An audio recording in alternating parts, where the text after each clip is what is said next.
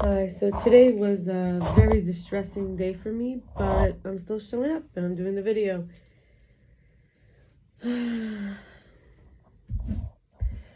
for the sake of me doing this, something can change for this thing that's causing me anxiety, powerless feelings, frustration, confusion.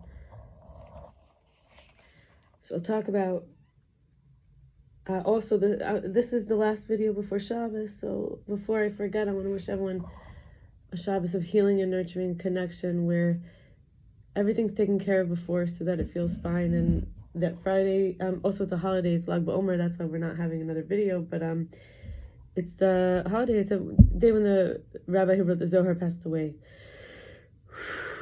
and for us that means that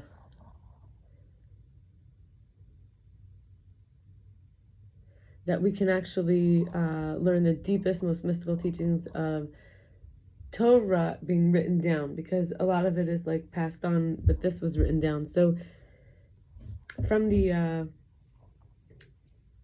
theme of Pardes, the inner and the outer, that there's something the same in all the layers, so that there's the sameness, there's the oneness, the inside is the outside, but not that they're not inside and outside, and to be our higher self, not letting anyone knock us off our energy, not having short, quick-term fixes that end up causing us stress when they're taken away, and not needing to blame anyone, not needing anyone to be the bad one, not feeling too much of anything, feeling safe, feeling at ease, feeling loved, seeing everything in the most beautiful way, feeling the grace and the mercy of Hashem,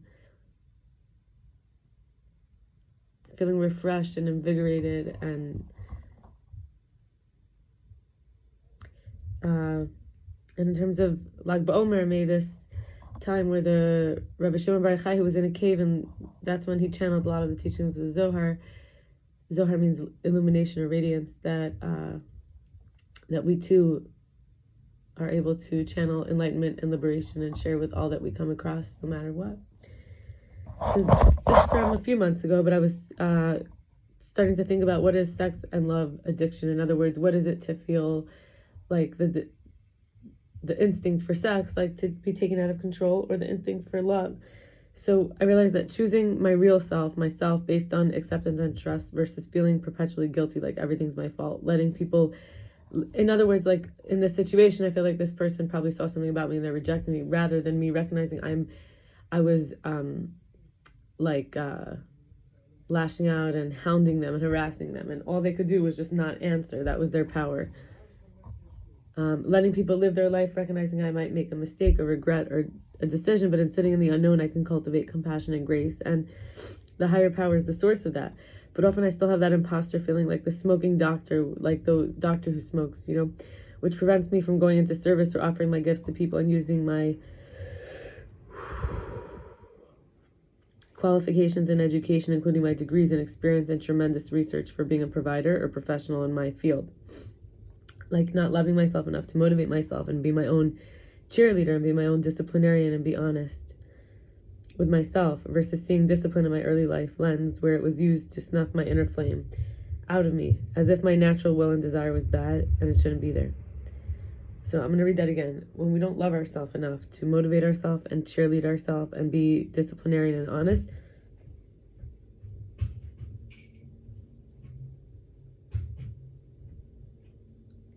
we might see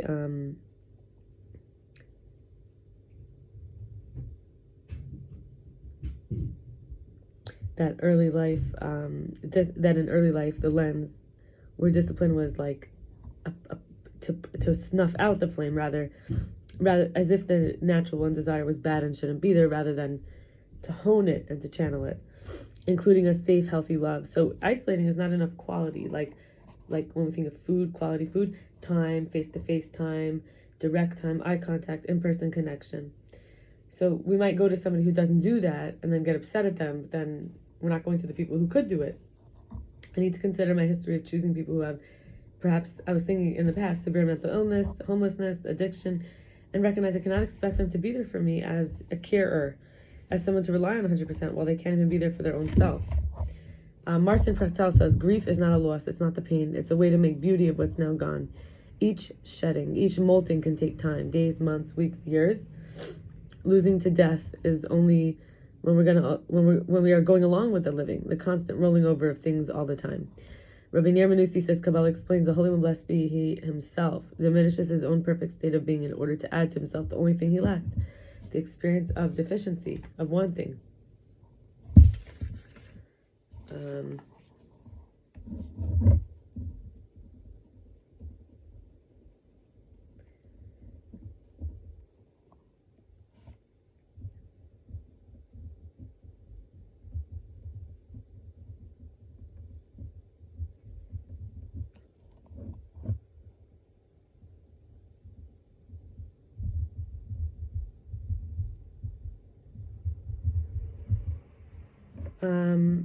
I wanted to share from Abigail Disney. She says that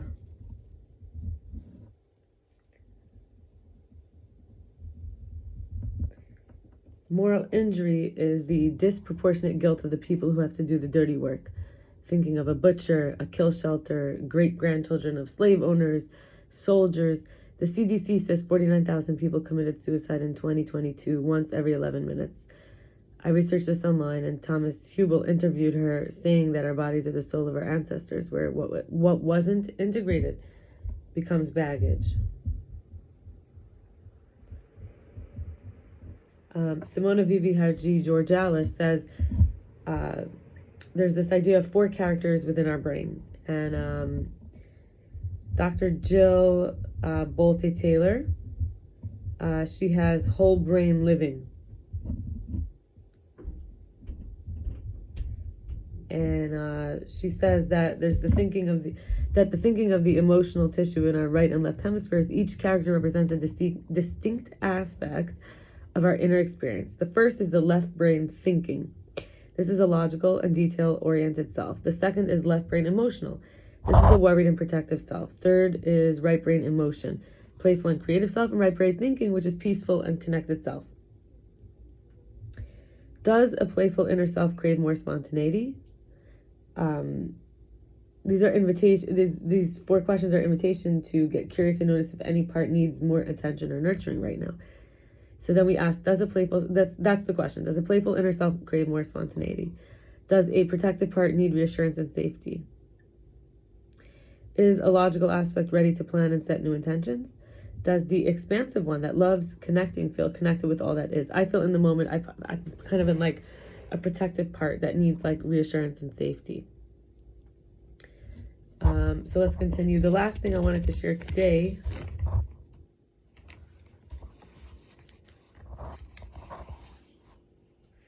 is that based on a talk I had with Rivka Kellner Crystal. So we talked about survival versus embodied. Survival mode is tunnel vision, frozen nervous system, outrunning the guilt. There's a comfort zone. It's about familiar.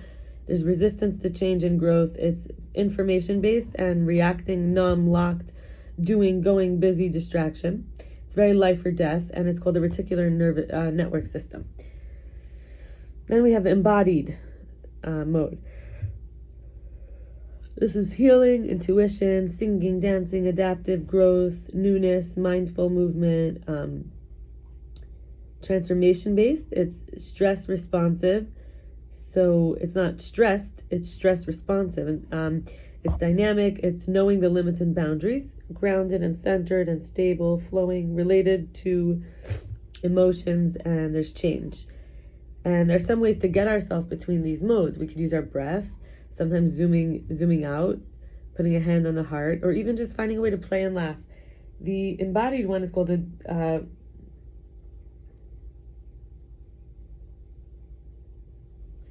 so we have something called the default mode network that we could create in this context. And the conversing with persistent emotion or regular check-ins can actually help us also between them. And we'll stop here. Again, I would like to say today was very distressing for me, difficult to keep it real, and I felt very much like in survival mode and tantruming, and I haven't been getting enough sleep, like 11 hours owed sleep this week. And then I've been trying to get in touch with somebody who is avoiding me and who I felt trashed my apartment, and then it wasn't that much to clean. Somehow it rubbed me really the wrong way. It was their reaction. They were having a hard day and they couldn't be there for me, and I wanted more. I wanted them to help me, and they couldn't help me. And I think that how I've gotten to know this person, they just want another chance in the future, but they couldn't do it today, and I felt I needed it today, and I swore I'm not going to talk to them anymore. I'm not going to be friends with them, and this is someone I was considering possibly to marry, and so we're not going to get married. But the truth is, in the moment of this evening, I feel that I could see differently, and even though I said terrible things about him to multiple people, when I look back, I think, what do I really want? I want to feel okay. If he's not my husband and he's just a limited sick man, the truth is that has to be okay. And, somehow the stuff that I read often touches what I need to hear, but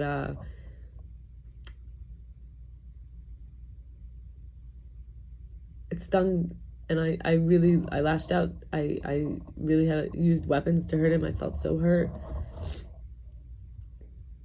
And yet I also really miss him. And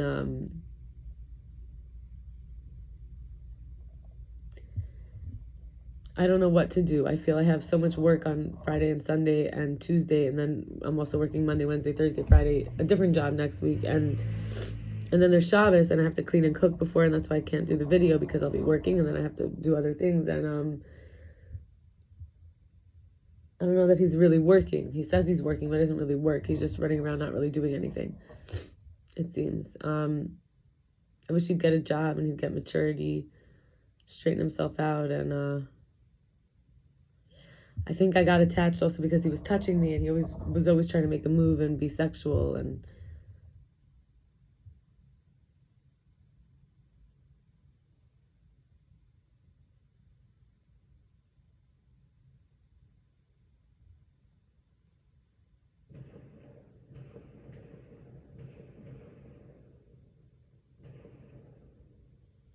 I feel in a way like maybe I wasn't appreciating certain things, and now they're gone, and now I could see it better, but I didn't want it to be like this. And maybe it's the same for him. Maybe he didn't appreciate certain things, and he didn't want it to be like this.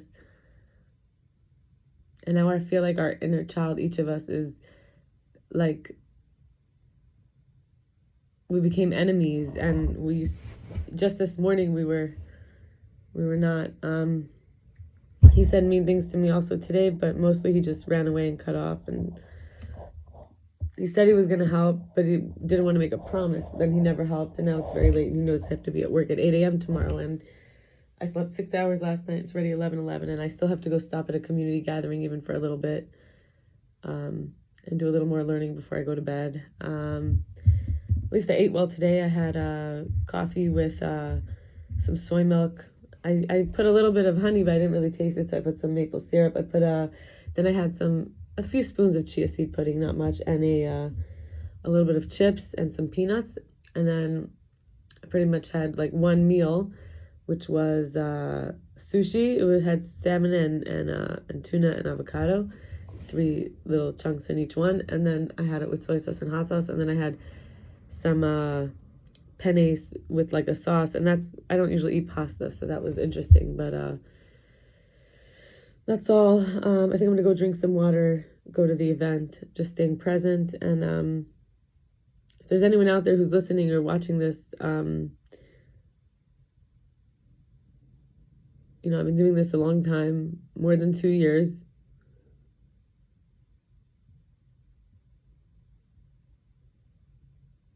And sometimes I don't see the point of it. Same way like with this guy. I feel like I did so much for him and did my best to keep him in shape and didn't want him to be a bad guy. And he was willing to be good for me, but then he was willing to heal and grow, and he made a lot of progress, but then now he slipped and he fell, and he chose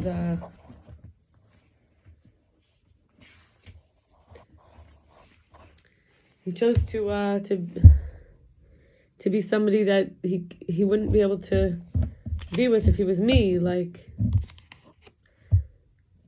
this is how it is, I guess, now, for right now. I have to surrender to Hashem, right?